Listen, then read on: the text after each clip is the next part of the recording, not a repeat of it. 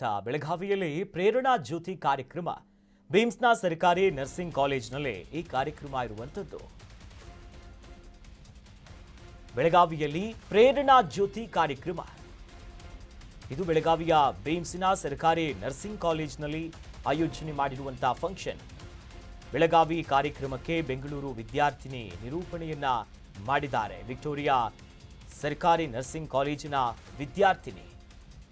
ಇನ್ನು ಎಂಎಸ್ಸಿ ವಿದ್ಯಾಭ್ಯಾಸವನ್ನು ಮಾಡ್ತಿರುವಂತ ವಿದ್ಯಾರ್ಥಿನಿ ಬೆಂಗಳೂರಿನಿಂದ ಬೆಳಗಾವಿಗೆ ಹೋಗಿ ನಿರೂಪಣೆಯನ್ನ ಮಾಡಿದ್ದಾರೆ.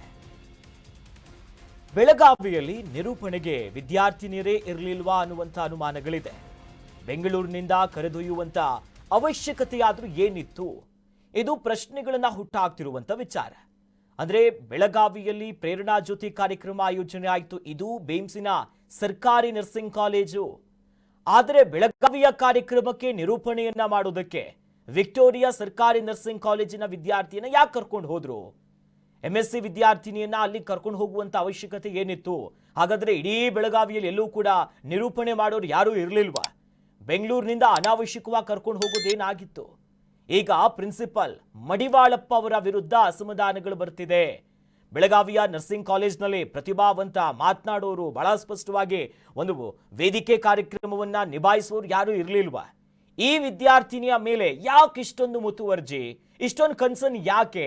ಪ್ರಿನ್ಸಿಪಲ್ ಆಗಿರುವಂತ ಮಡಿವಾಳಪ್ಪನವರಿಗೆ ವಿಶೇಷವಾದಂತ ಕಾಳಜಿ ಯಾಕಿತ್ತು?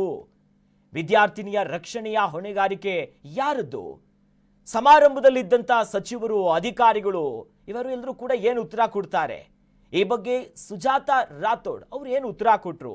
ವೈದ್ಯಕೀಯ ಶಿಕ್ಷಣ ನಿರ್ದೇಶಕಿ ಸುಜಾತಾ ರಾಥೋಡ್ ಅವರು. ಇದರಲ್ಲಿ ಡಾಕ್ಟರ್ ಸಂಜಯ್ ಅವರ ಪಾತ್ರವಾದ್ರೂ ಏನಿತ್ತು? ಒಟ್ಟಿನಲ್ಲಿ ಹಲವು ಅನುಮಾನಗಳಿಗೆ ಈ ಕಾರ್ಯಕ್ರಮ ಸಾಕ್ಷಿಯಾಗ್ತಿದೆ. ಪ್ರಿನ್ಸಿಪಾಲ್ ಮೇಲೆ, ಮಡಿವಾಳಪ್ಪರವರ ಮೇಲೆ, ಜೊತೆಲಿ ಅವರ ನಡೆಯ ಮೇಲೆ ಒಂದಿಷ್ಟು ಪ್ರಶ್ನೆಗಳು. ಸರ್ಕಾರಿ ನರ್ಸಿಂಗ್ ಕಾಲೇಜು ಬೇಮ್ಸ್ನಲ್ಲಿ ಆಗ್ತಿರುವಂತ ಕಾರ್ಯಕ್ರಮ. ಆದರೆ ಈ ಕಾರ್ಯಕ್ರಮಕ್ಕೆ ಬೆಂಗಳೂರಿನಿಂದ ವಿದ್ಯಾರ್ಥಿಯನ್ನ ಯಾಕೆ ಕರ್ಕೊಂಡು ಹೋಗ್ಬೇಕಿತ್ತು? ಯಾಕೆ ತಗೊಂಡ್ರು? ಇಷ್ಟೊಂದು ಕನ್ಸರ್ನ್ ಯಾಕಿತ್ತು? ಜೊತೆಲಿ ಅಲ್ಲಿ ಯಾರ್ಯಾರು ವಿದ್ಯಾರ್ಥಿನಿಯರು ಇರಲಿಲ್ವಾ? ಅಥವಾ ಕಾರ್ಯಕ್ರಮ ಮಾಡೋದಕ್ಕೆ ಯಾರಿಂದನೂ ಸಾಧ್ಯವೇ ಆಗ್ತಿರ್ಲಿಲ್ವಾ? ಈ ವಿಚಾರವಾಗಿ ಈಗ ಈ ನಡೆ ಅಸ್ಪಷ್ಟವಾಗಿದ್ದು, ಬೆಳಗಾವಿಯ ನರ್ಸಿಂಗ್ ಕಾಲೇಜ್ನಲ್ಲಿ ಯಾರೂ ಪ್ರತಿಭಾವಂತರು ಇರಲಿಲ್ವಾ? ಅಥವಾ ವಿಶೇಷ ಕಾಳಜಿಯನ್ನ ತೋರಿಸುವ ಮಟ್ಟಿಗೆ ಏನಿತ್ತು ಅಂತ ಪ್ರಿನ್ಸಿಪಾಲ್ ಮಡಿವಾಳಪ್ಪರವರ ನಡೆಯ ಮೇಲೆ ಅನುಮಾನಗಳ ಹುತ್ತ ಬೆಳೀತಾ ಇದೆ. ಕರ್ನಾಟಕ ನ್ಯೂಸ್ ಬೀಟ್ ಫಾಲೋ ಮಾಡಿ, ಸಬ್ಸ್ಕ್ರೈಬ್ ಮಾಡಿ.